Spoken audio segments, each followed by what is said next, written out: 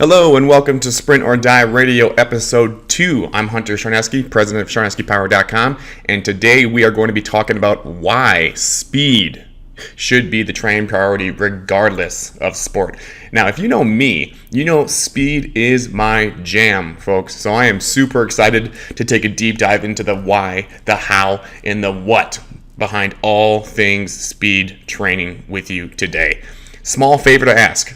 If you found value in this episode, if you were taking notes like a madman, please go ahead and share it, as this does two things. One, it lets me know I'm doing a decent job, and two, more importantly, if you got something out of it, those who see your share and listen to it, consume it right there along with you, will get something out of it as well. Let's do this. You are listening to Sprint or Die Radio, delivering the knowledge on all things speed training, coaching development, and life lessons. Passion perpetuates purpose. Here is your host, Hunter Charneski.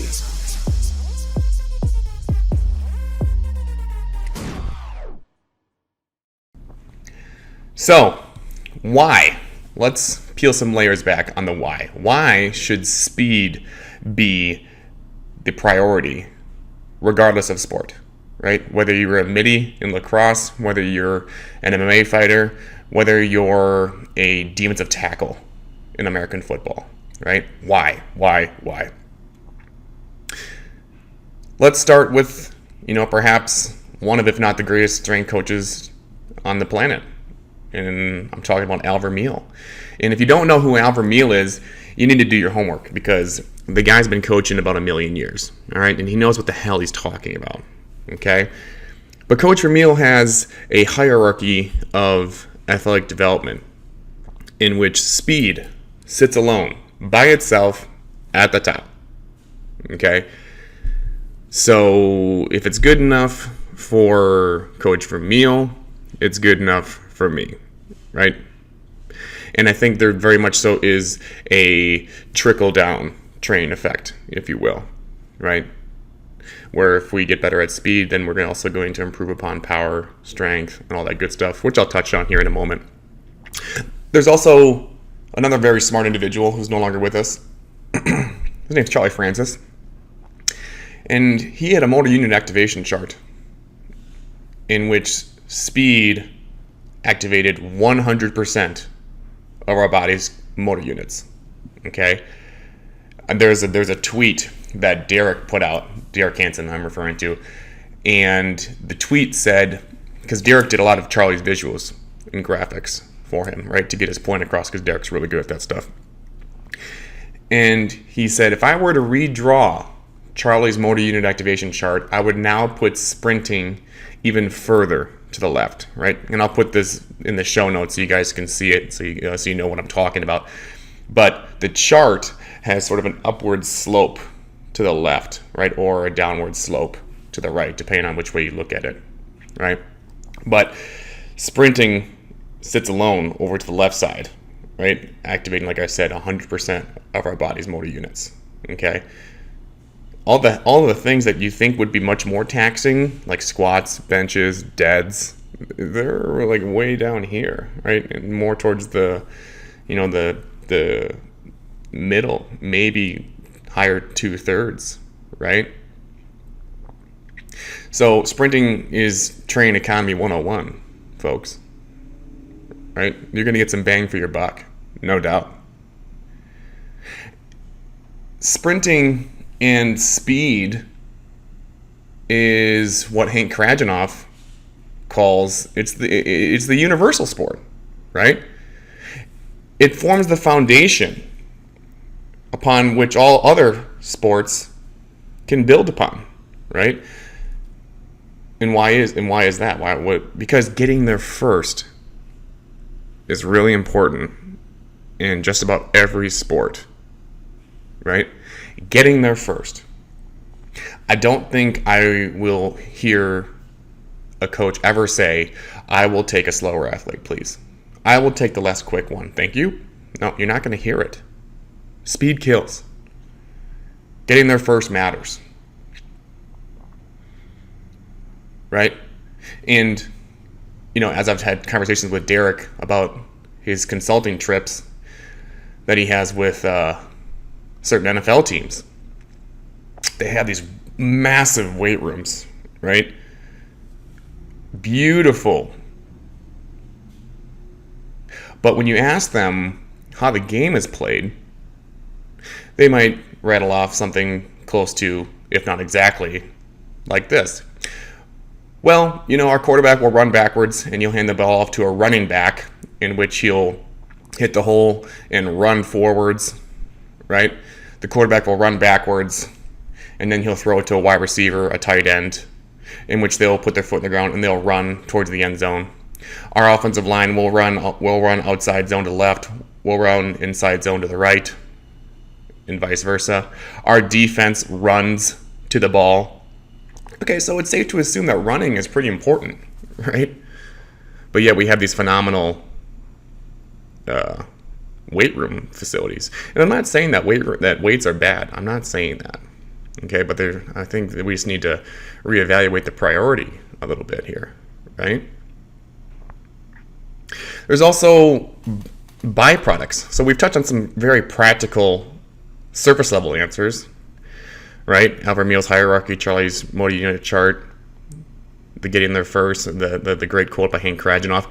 Let's take a little bit closer look. Let's peel back some layers. Okay.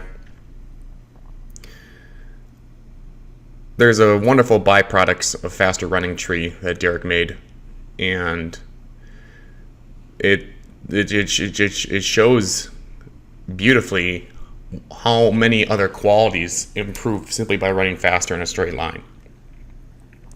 And I won't touch them all. I'll touch on the ones that I think are important to address.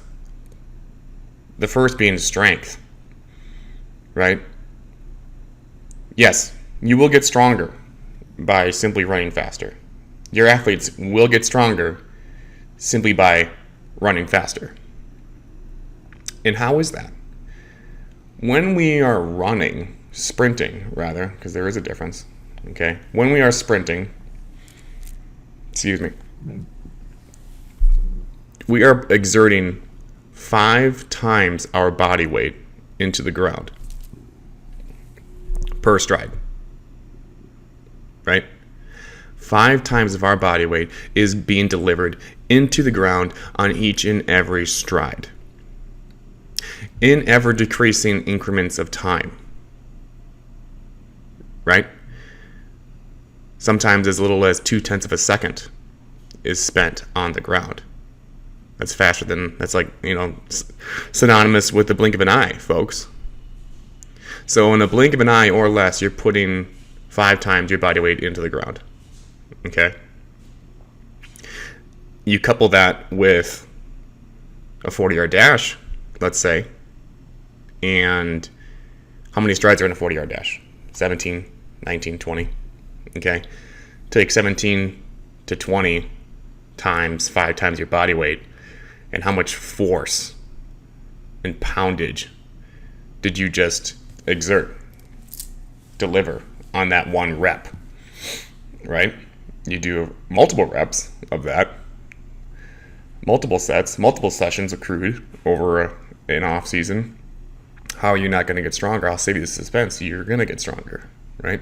I've experienced it myself firsthand, and working with college football athletes, experienced it as well, right? When I was the owner at Freak Factory, we would have these guys for 12 to 13 weeks. And that was always nice because we could be their sole source of stress, if you will, for those 12 weeks, right? Because those of you who work in the private sector, who get these college football players, you can level with me, right? Because you know what they do. They'll do some slapdick landscaping job during the day, right? And they'll come to you and train in the evening. And then they go home and pretty much do nothing, look at Instagram and play Fortnite with their boys, right? So this is a really good chunk of time to get some gains out of these guys, right? So with that, we would build this huge foundation of speed, this huge engine with these cats all summer long, and we wouldn't let them go above 70, 80 to 80% in the weight room on their heavy lifts, right? Like the squat and the dead. And come season's end, or the summer's end, they would go in there and they would PR. They would leave us, they'd go back to camp, and they would PR. And they thought, well, how was that possible? Well, sprinting, that's why, right? Because, even the really strong guys who are able to deadlift, squat 500-600 pounds, that's minuscule, right? Compared to what you're going to exert on one sprint repetition, right? You're going to put that much weight into the ground on one stride, right? In less than 0.2 of a second. How much time do you have to exert on a max effort lift? I don't know, 3, 6, sometimes 8 seconds, right? So you put in sometimes quintuple, right, if not more, the weight force into the ground when you're sprinting than you're ever going to have on your back in ever decreasing increments of time. You're going to get stronger just by sprinting. I hope I've drilled that point home now. I don't want to get too redundant or circular around that. Okay? So faster running in a straight line will get you stronger. What about other forms of movement, right? Like agility. Well, let's back up. How would we classify agility? Well, I think it's simply negotiating the frontal plane, right? Absorbing and reproducing force laterally, and then getting back to vertical, right? Getting back to acceleration, right? Isn't that what Barry Sanders was so great at? He'd put his foot in the ground, right? Absorb force, push laterally, okay? Negotiating the frontal plane, absorb force again with the opposite foot, and then get back to vertical, get back to acceleration. Is that not what agility is? Right? In its purest, rawest, most simplest form, in my mind, that's what agility is. Okay? So how will sprinting improve that? Okay? Well, there's a couple ways. All right? The first one would be biomechanically speaking. Okay? So when we're running, sprinting at a high velocity, okay? So let's just call it, any efforts that are 20 meters and beyond, right? Biomechanically speaking, and if you're watching on YouTube, you can see this demonstration, right? When our arms are coming up and down, right? They won't go straight up and straight down, right? It might feel that way when you're running, but if we slow things down, looking at somebody from the front, you'll see that their arms actually come towards the midline, right?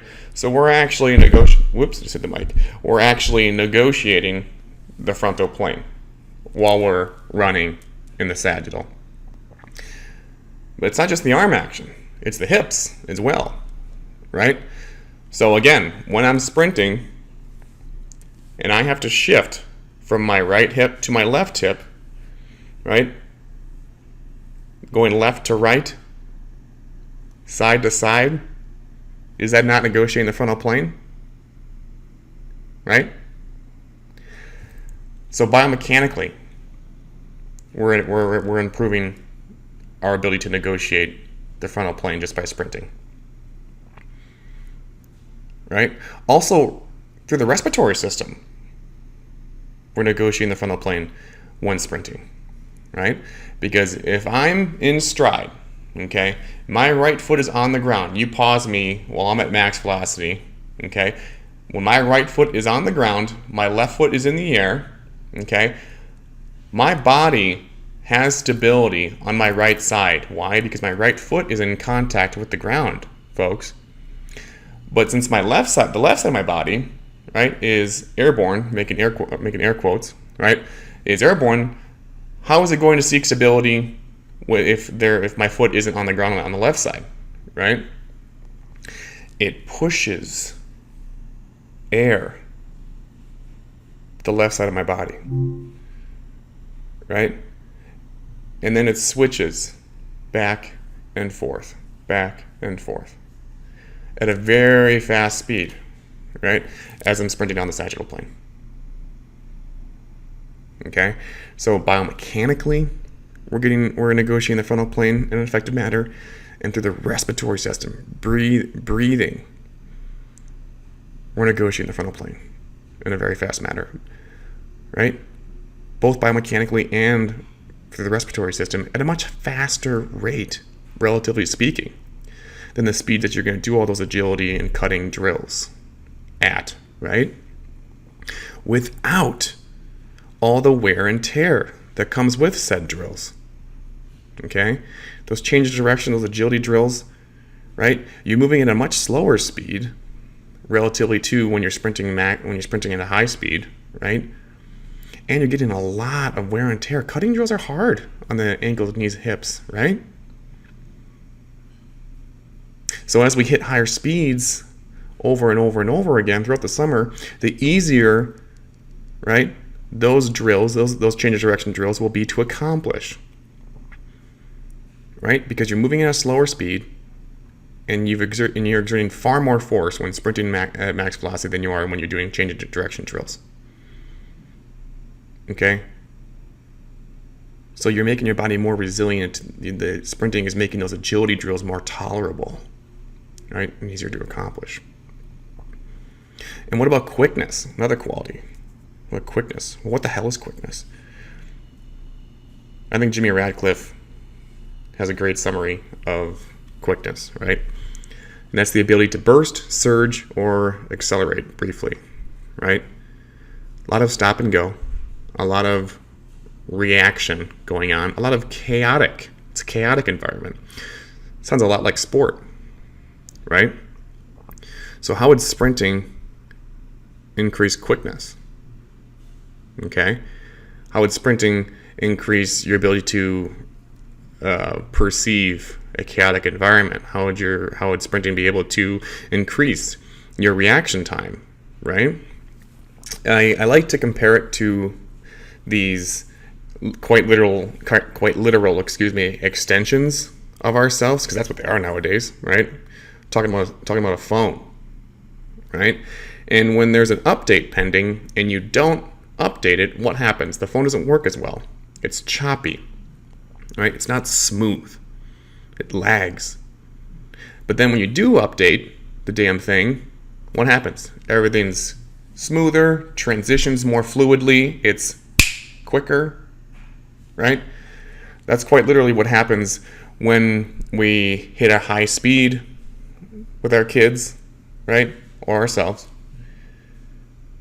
Right? You literally are updating your brain's processing power. Okay, because sprint training is brain training.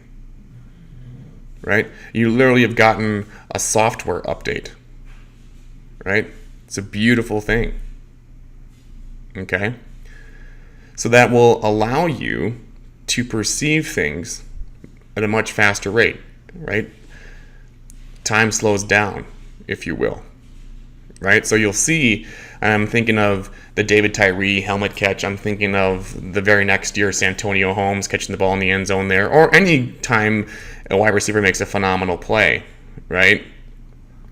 How are they able to do that? Well, I would argue it's because their reaction time, right, their ability to perceive chaotic environments is much better, right, than anybody else in the field. And why is that? Well, probably because wide receivers are the one position on the team that does the most pure sprinting, right?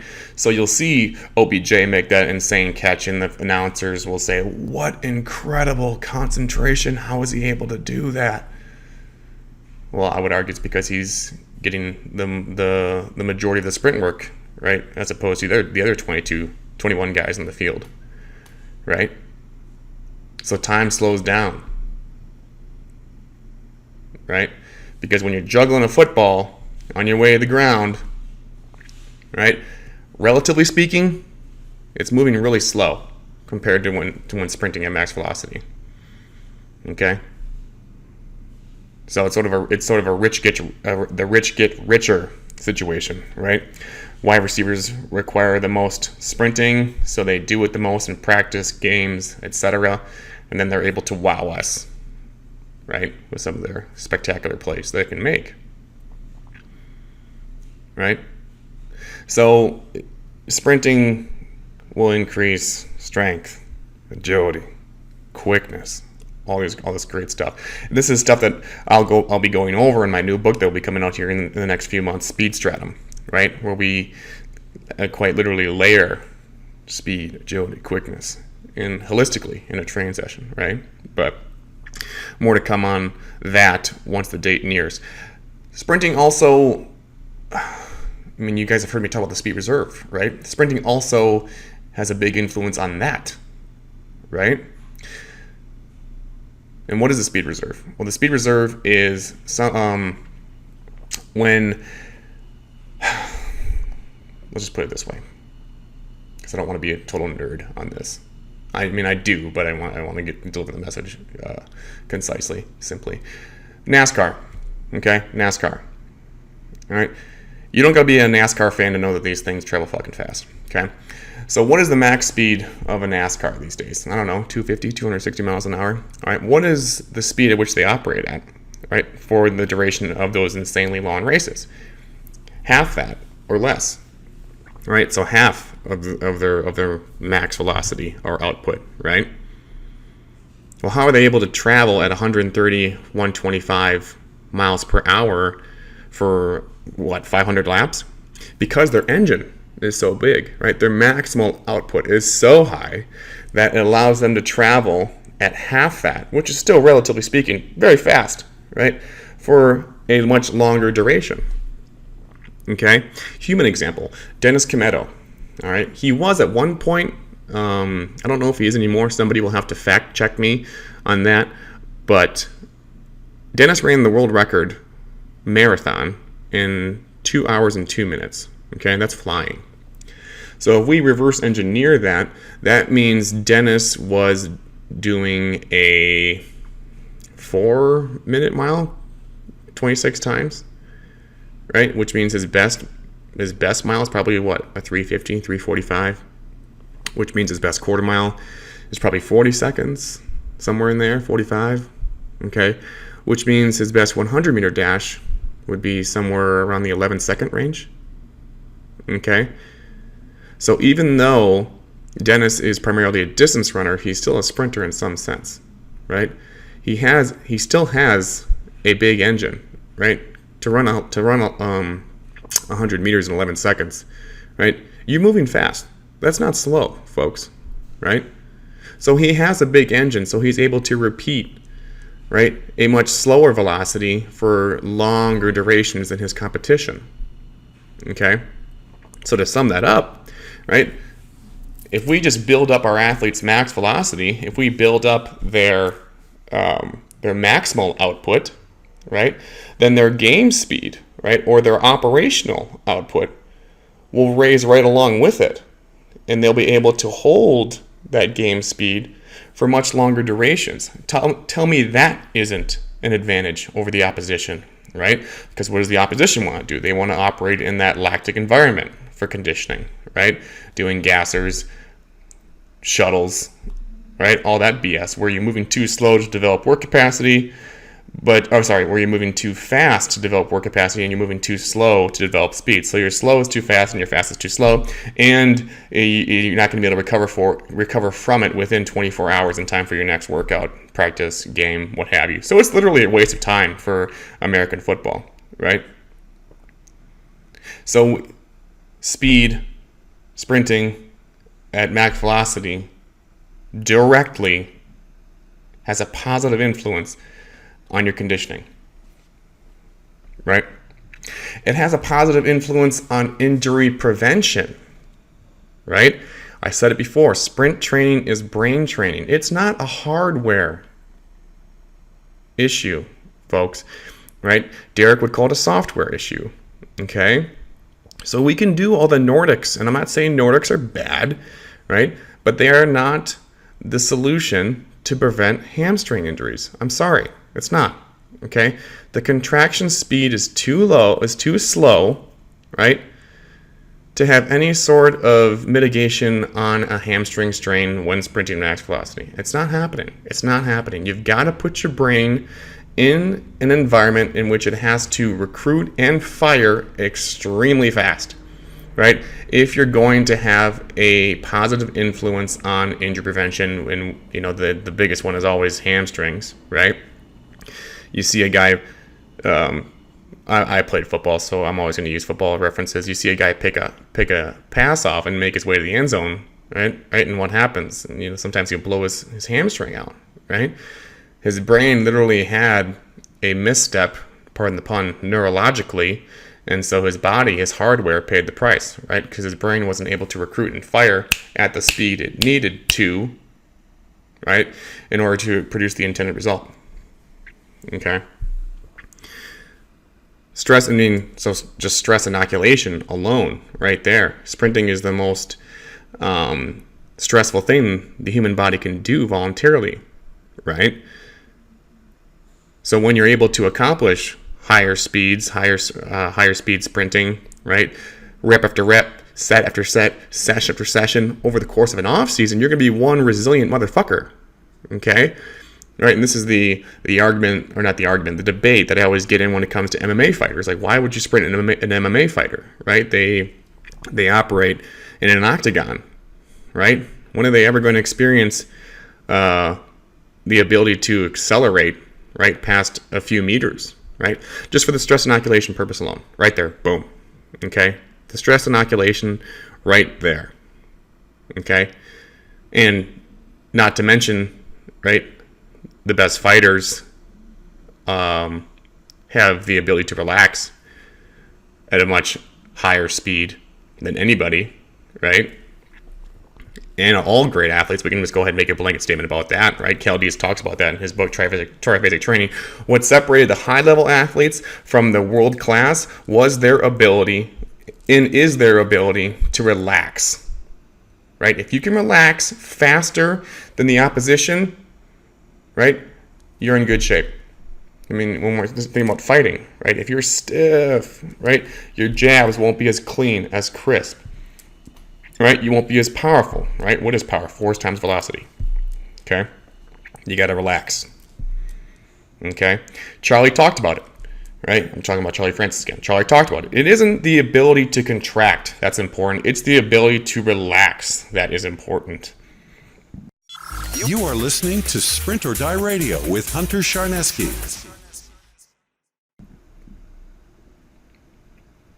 So we talked about the why, now let's dive into the how. Okay, how do you do this? Well, it's no different than any other method or means of training, folks. Progressive overload. Okay, just like you wouldn't 1RM a kid's back squat on day one, right? You wouldn't have a kid do a flying 20 on day one, right? It's just asinine, right? Why would you do it? You wouldn't, so you don't, right? So how do you do it? Well, in my book, The 3 P's of Speed, again, which you can download on my website at charneskipower.com, or click the link tree on my Instagram bio, right? In the push chapter, it talks about the 3 rules, right? That I don't want to say I invented them. Maybe I did, but odds are they're probably just, an old idea that's been repackaged, right? Old wine in a new bottle, if you will. Those 3 rules are soft to hard, slow to fast, and short to long. Okay? So, soft to hard, what is that rule? What are we talking about when we say that rule? That rule is starts in which you're starting with beginning with softer starts, and then progressing over time to harder starts. Okay? So what does that mean? Soft starts are those starts in which the body is constantly in motion, right? And the only thing that changes is its velocity. Okay? So you're not breaking inertia, right?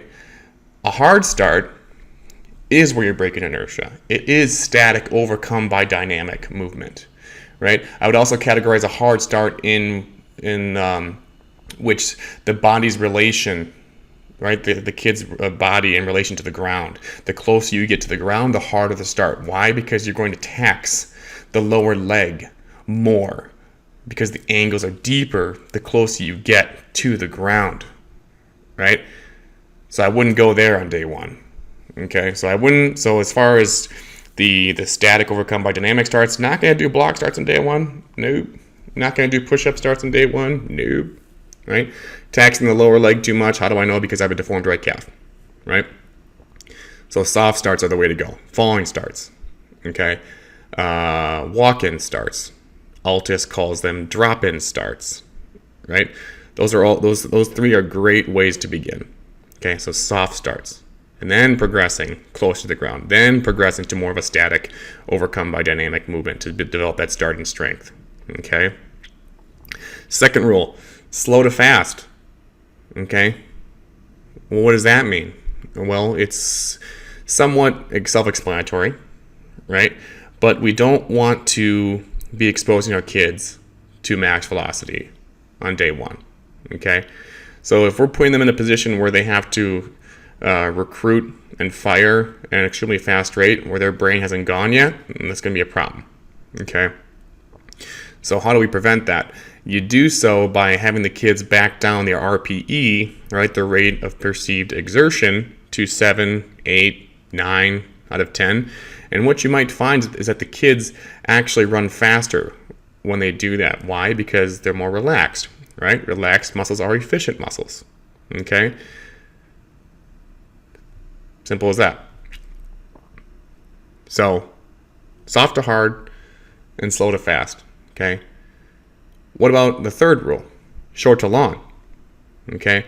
Well, the short to long is a great one because it touches on a lot of things. And it kind of, if you do it right, it kind of hits on all three rules in one fell swoop. Okay? So, but short to long is starting with efforts, no more than 10 meters or further.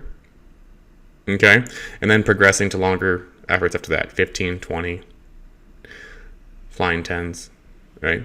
Flying 20s, straight sprints, right? So that would be short to long, okay? And how does it encapsulate all three in one fell swoop, like I just briefly touched on? So if you do a falling start over 10 meters, you are touching on all three rules in one go, okay? So you're getting the soft start component with the falling start. You're getting the slow to fast component by limiting the effort to 10 meters, because I don't care, right, how slow someone is, right? The slower you are, the sooner you hit max velocity. You're not going to hit top speed at 10 meters. Okay, so you can go ahead and give a 10 out of 10 effort if you want, right? You're still not going to hit top speed within 10 meters, right?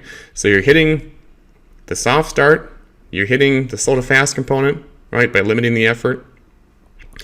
And you're also developing a strength component, right, with the short to long, the 10-meter sprints, okay? And why is that? Because strength plays the biggest role in acceleration. Okay, I'll say that again. Strength plays the biggest role in acceleration. All right, so if you do some, if you accrue some good quality reps over 10 meters, no further, you're going to get stronger, right? And you're also going to develop really, really high levels of hamstring resiliency. Why? Because the angle of the knee upon ground contact at 10 meters or less is so great that there's little to no eccentric lengthening of the hamstring, right? So that's a beautiful thing. So the three rules: soft to hard, slow to fast, short to long. It's one way you could do it. Having been a strength coach in the team setting, right, as well as a private sector facility owner, what's the one thing we always have to worry about? Time, right? Time is always working against us. So what about time constraints? What do? For those of you in the team setting, I'm sure you've had this conversation before with your coach, with a sport coach. They'll ask you, how much time would you like for speed training? And you might say 30, 45, 60 minutes. And then the coach will reply, well, how about 10? Right? So what do?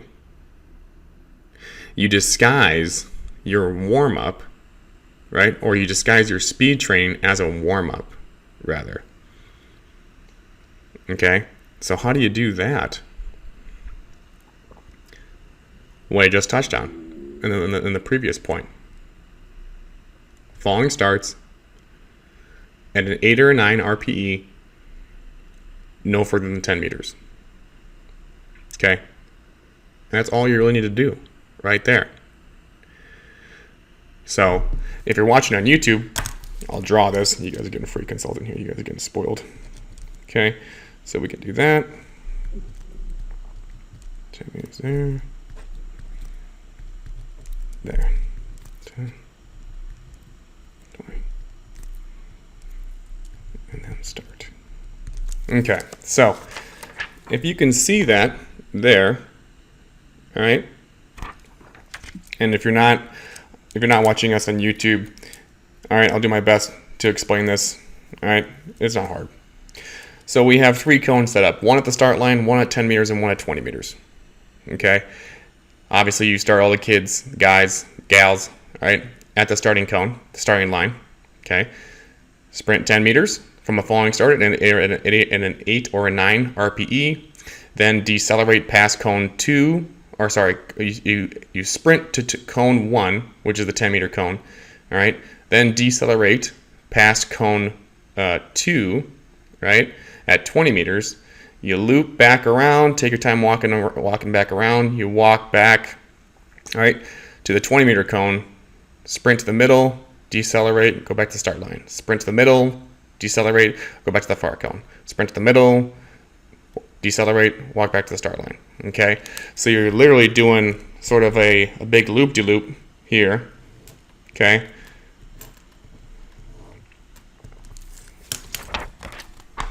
something like that there. Right, and if you don't want to be that cyclical, right, that's fine. Then just put up 2 cones. Put one at the start, one at 10 meters. Have your team sprint to the 10 meter cone, take their time walking back, and repeat. Right? You do that, you do 10 of those, you're right at probably 10 minutes or less there. Okay? So what have you done?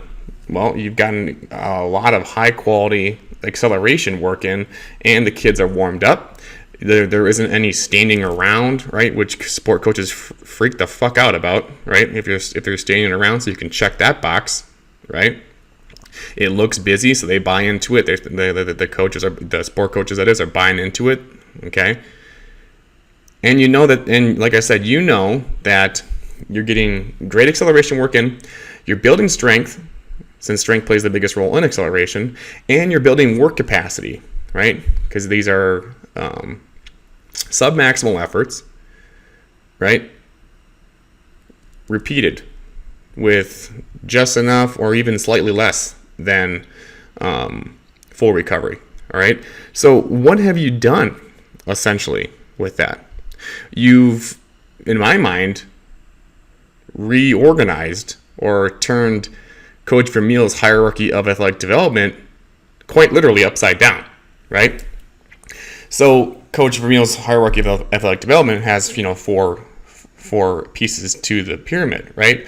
The big one at the bottom, the base, is GPP, or work capacity, followed by strength, followed by power, and then speed at the top. Okay, well, if you do things this way, right, you kind of reorganizing the chart to do the exact opposite, right? So again, your hierarchy looks something like this now, right?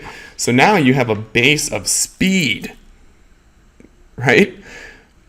Which then you can build upon power, you're getting stronger, and you're developing work capacity. Right? That's bananas. Right? And then you can just progress it over the days and weeks to come from there. So instead of 10, right? You can do 12. Now you got 120. Right? You can do 15. Right? You can lengthen their efforts out now. Right? So instead of 10 by 10, for a month, right? Then you go to 6 by 15, right? Then you go to 5 by 20, right? And you can do all those things in 10 minutes or less. If you make sure that the RPE is an 8 or 9 out of 10, right? The kids are walking back, right? They're not jogging back, not getting, so you're avoiding the lactic environment, right? It's a beautiful thing. So how else would you do it? Well, coming from a powerlifting background, I heard Louis talk about it all the time. So they had his 4 major workouts, and then you got, the mini workouts, as he calls them, right? Joe Ken calls them his blitz packages, right? Short little quick hitters that you can do multiple times throughout the week, right? It ain't going to tax you. It's only going to get you better, right? I call them skill acquisition workouts, right? Because I work primarily with PST candidates in my remote coaching program, right? So that skill acquisition, that resonates with them. They understand that. So what am I talking about with these mini workouts? And what would you do? You do mock drills, right? Primarily A's. So A march, A skip, A runs, lower amplitudes to higher ones. Okay? So you can do those once a day, twice a day, right? Multiple times throughout the week, right? Why are they so valuable? Because they translate to speed. They translate to running, right? Without the neural fatigue that you'll get from sprinting, right? I mean, they're called mock drills. Gerard Mock, right? He invented them. Why? Because when he was a sprints coach in Canada, right? Newsflash, it gets pretty fucking cold in the winter up there. So conditions aren't ideal outside for running. And you don't want to sprint all the damn time on those hard, brutally hard indoor tracks. So what do? You do mock drills, right? And then when it warms up, and then when it would warm up, rather, things would transfer nicely when they'd go sprint outside. Think about all the things you're touching on, right, with these skill acquisition mini workout mock drills, okay? You're getting limb mechanics with marching, right? You're getting rhythm with skipping, right? So you're getting some elastic qualities built up there as well. You're getting power development with a high rate of turnover and frequency with A runs, right? All at little to no cost from a fatigue standpoint, okay? So the 3 rules: disguise your speed training as warm-ups, okay? And hit them with mini workouts. That's the how, folks. Interested in working with Hunter remotely or in person? Email hunter@charneskipower.com to apply. So now what? What do you do? How do you put it all together? Where do you begin? What's my go-to, right? I like falling starts 10 to 30 meters. Falling starts 10 to 30 meters, right, is what you'll find me doing most of the time, right? Whether working with teams, whether putting on a speed clinic for children, whether working in my immersions, right, and one-on-one with somebody, okay? Falling starts 10 to 30 meters. If the athlete gets bored, if you're seeing something that needs correction without you cueing them to death, giving them something more to think about, then you can add in different variables. Banded falling starts, right? Partner resisted, either forward or backwards falling starts. Using a hill. Sled resisted falling starts, not pushing a sled and not wearing a harness, okay? I don't like pushing a sled because it gets rid of the athlete's arms, and I don't like putting a harness around their shoulders because I think it encourages a C-spine shape in the trunk, right? And we all know that we need good posture to sprint. So I like putting it around the athlete's waist, okay? And you can go as heavy as you want as long as form does not degrade with it, right? So I don't think that we need to pigeonhole ourselves into the 10% body weight only when using sled resisted sprints, right? You can go heavier as long as the form doesn't degrade, right? So I think that is a great option. Falling starts 10 to 30 meters, right? Which is going to do wonders for their acceleration, strength, all that good stuff there. And then when you want to start introducing max velocity, okay, after you've gotten them to 30 meters repeatedly, right, along with different variables, be it a band, a partner, hill, sled, etc., then you can begin to tap into max velocity with fly intent. So we're accelerating for 30 meters and then just briefly tapping max velocity for 10 meters, okay? Really safe, effective way to begin to develop absolute speed qualities, okay? And then then you can lengthen out the max velocity phase to 20 meters. Would not do a flying sprint for longer than 20 meters, right? Because you're not going to be able to hold max velocity for more than 20 meters, okay? So don't do that, all right? So, to conclude, why should speed be the training priority regardless of sport? I think we're asking the wrong question. I think it should, why not, right? Why wouldn't it? At the end of the day, like Coach Ken would say, it's KISS. That's all it is. Keep it safe and simple, and you're gonna do wonders, right? You're gonna be perceived as the hero, right? The coach who knows what the heck they're talking about. Kids are gonna get great results, right? And everybody's gonna get better. Win-win. And then lastly, falling starts are your friend, right? Falling starts are your friend. I'm not saying you can't get close to the ground, right? I'm not saying you can't put the kids in the blocks. I'm not saying we can't do frontal plane accelerations like lateral half kneelings, all that good stuff, right?